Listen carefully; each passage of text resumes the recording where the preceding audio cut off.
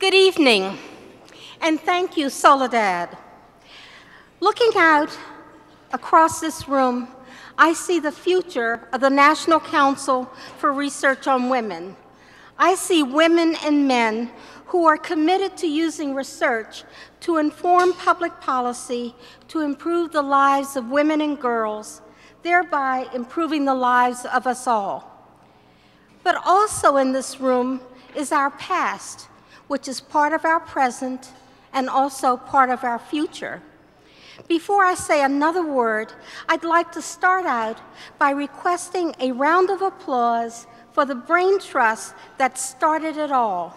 Marion Chamberlain, Marjorie Lightman, Mary Ellen Capek, and Florence Howe.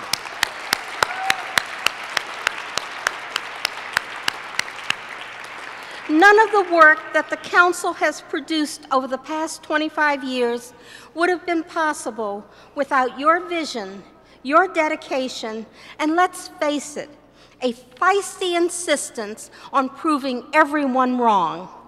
The Council's work also would not have been quite as possible without Sarah Englehart's initial grant from the Carnegie Corporation.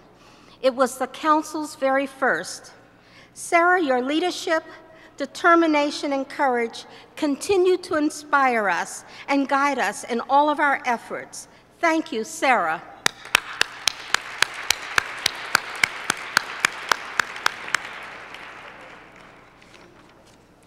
I'd also like to applaud all of our past board chairs for their incredible commitment to this organization. Carol Hollinshead, Director of the Center for the Education of Women at the University of Michigan. Donna Shavlik, who headed the Office of Women in Higher Education at the American Council on Education. Heather Johnston Nicholson, Director of Research for Girls Incorporated, and Jan Holmgren, President of Mills College.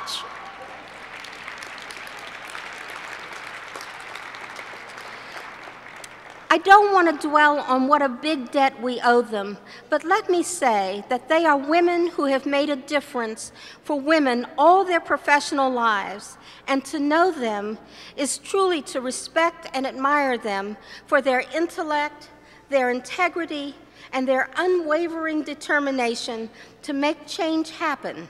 May I have another round of applause, please?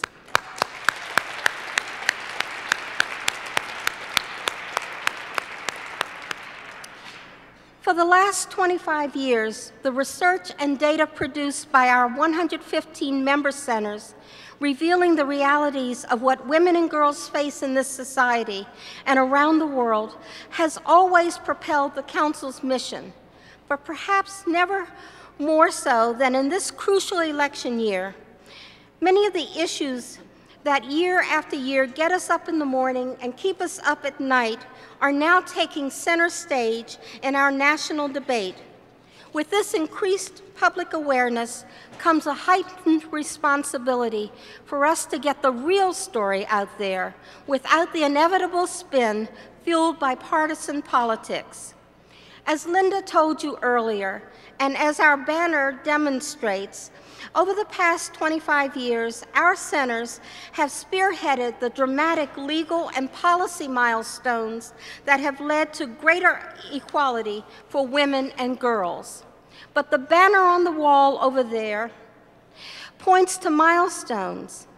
The banner highlights milestones, but it not only represents the past, it also points us towards the future, our centers, and the power of more than 2,000 experts and scholars connected through our centers continue to present the facts that inform policymakers and public debate.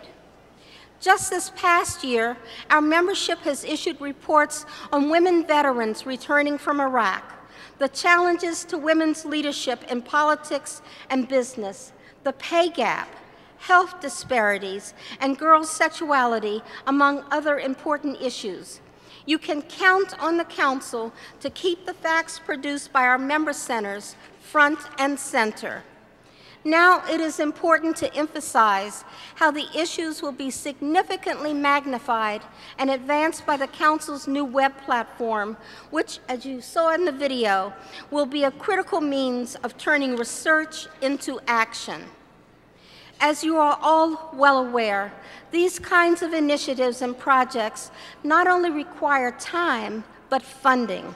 They require resources and assistance, financial, technical, and administrative.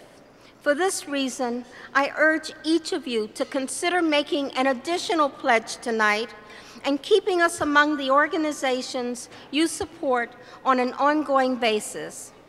So, as the Council intensifies its efforts throughout this election year and the first days of a new administration, policymakers, the press, and the public will continue to rely on the National Council for Research on Women and our network of member centers for the data, the analysis, and the thought leadership that has always shown the way forward. They are truly the heart and soul of this great network. Thank you for your support.